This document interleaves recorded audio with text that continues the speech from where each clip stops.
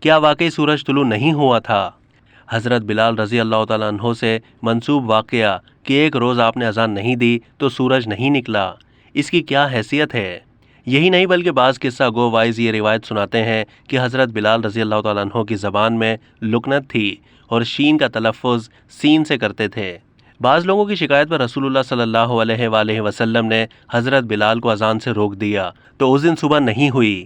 صحابہ رضی اللہ تعالیٰ عنہ پریشان ہوئے تو رسول اللہ صلی اللہ علیہ وآلہ وسلم نے فرمایا، اللہ تعالیٰ کے نزدیک بلال کا سین بھی شین ہے، جب تک بلال اذان نہیں دیں گے صبح نہیں ہو سکتی۔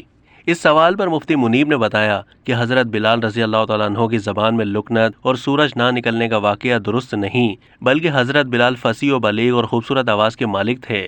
اذان کی مشروعیت سے پہلے حضرت عبداللہ بن زید رضی اللہ تعالیٰ عنہ نے اپنا خواب رسول اللہ صلی اللہ علیہ وآلہ وسلم کو سنایا تو آپ صلی اللہ علیہ وآلہ وسلم نے ان کا خواب سن کر ان کو حکم دیا۔ ترمذی شریف میں روایت ہے کہ بے شک یہ خواب سچ ہے، پس تم بلال کے ساتھ کھڑے ہو جاؤ کیونکہ وہ تم سے اونچی اور لمبی آواز والے ہیں۔ وہ کلمات جو تم سے کہے گئے تھے وہ تم انہیں بتاتے جاؤ اور وہ بلند آواز سے وہ کلمات کہیں۔